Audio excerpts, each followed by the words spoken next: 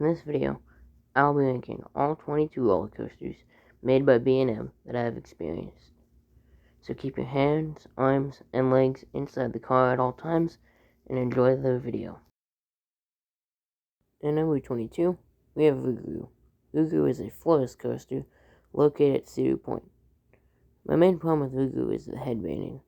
Vugu has a good first half, but a bad second half, and is my least favorite coaster by B&M. At number 21, we have Wild Eagle. Wild Eagle is a wind coaster at Dollywood.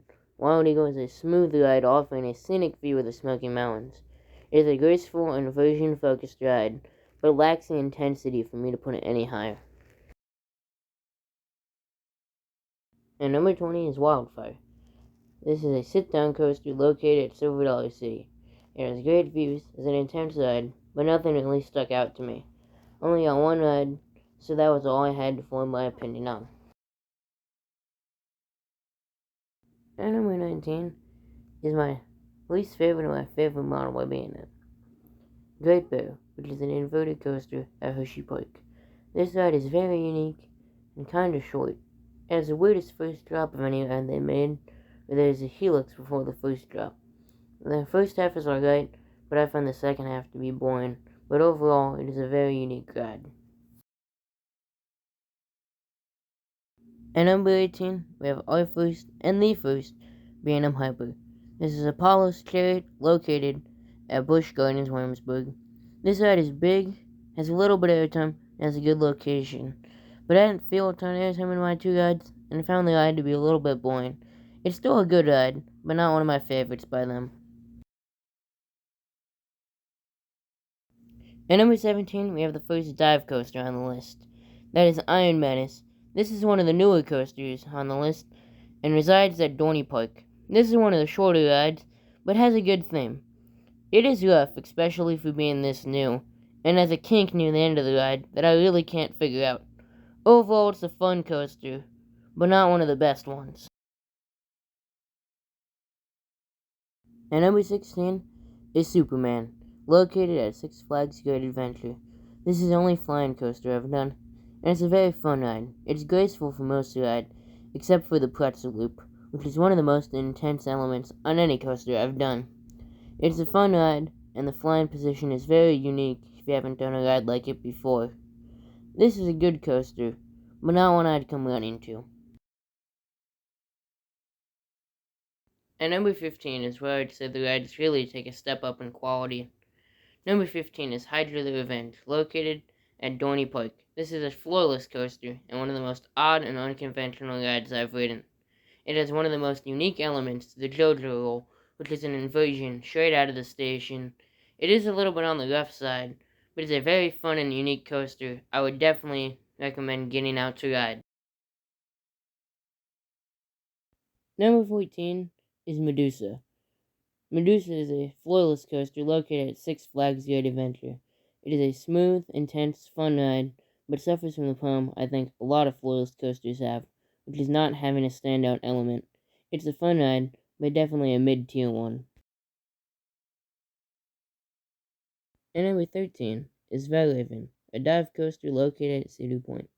This is a huge ride, and has a great drop, but the rest of the ride is just alright. None of the elements really hit for me, and I don't love the restraints. And number 12 is the newest coaster of theirs I've rode, Raptura, a launched wind coaster at King's Dominion. The ride is shockingly rough for how new it is, and has some great theming. But it doesn't have one element that really stands out, but the ride does flow together nicely. Overall, it's a fun ride, but not the best. And number 11 is the third of 4 B&M coasters located at Cedar Point, Gatekeeper. This is a wind coaster. This ride is smooth, has a great drop, and is a lot of fun. It's another big coaster, and I really like it. It's a very fun ride. We have finally cracked the top 10. Now number 10 is Banshee, a massive inverted coaster located at Kings Island. This ride is huge and has a lot of massive elements. The only problem with these massive elements is they're not as intense, and the ride is shockingly rough for being one of the newer inverted coasters. The ride does have a great finale with its slow-moving roll that offers great hand time, and it has one of the best logos of all time. And number 9 is another huge inverted coaster. This one, Elbengeister, located at Busch Gardens, Williamsburg. This suffers mainly from the problems that Banshee has of the elements being too tall, so they're less intense. This one has a worse second half, though, but has a more intense first half, so I like it a little bit better. And it's smoother, and I actually prefer the shines on this one. And number 8 is the second Busch Gardens Williamsburg coaster in a row. This time it's Griffon, their dive coaster. This is my favorite dive coaster that I've experienced, and has my favorite drop, which I credit most to the restraints. I think that the over-the-shoulder restraints allow for more airtime than the vest restraints found on Valravn and Iron Menace. I also found it to be the most forceful out of any dive coaster, and I love the splashdown finale, as it looks great from off the ride.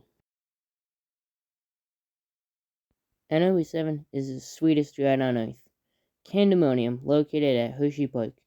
This is a B&M Hyper. I think it has an amazing layout and has some great airtime, though the finale isn't the best, but the finale does look great aesthetically. It's a fun hyper, but not my favorite by them, very much in the mid-tier of their hyper coasters.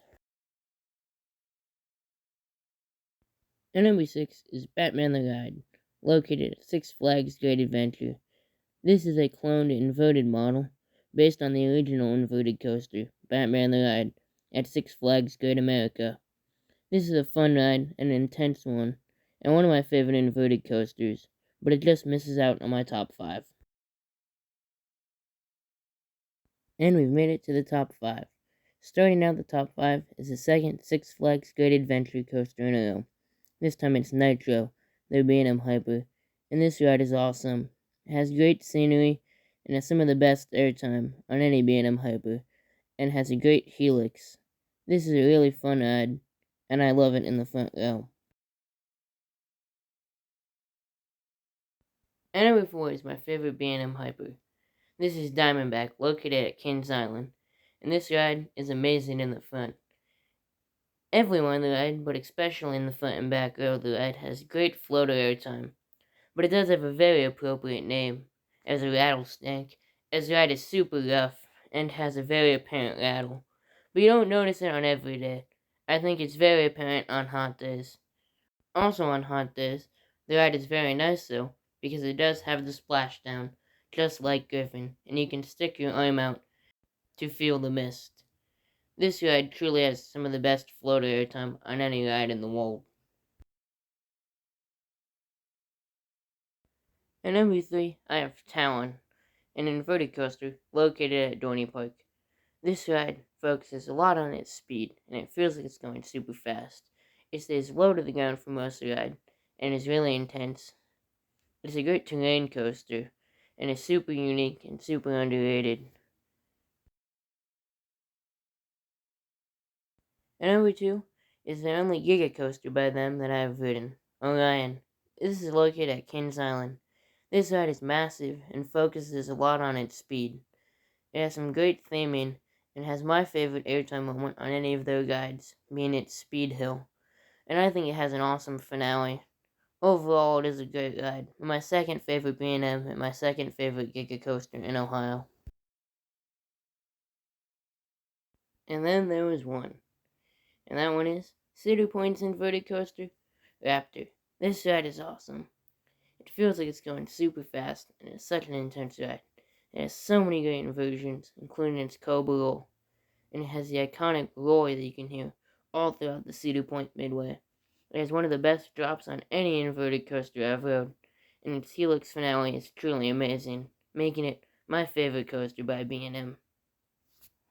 I would like to know what your favorite B&M is in the comments. Until next time, I'm all clear and out of here. Stationway Productions says bye.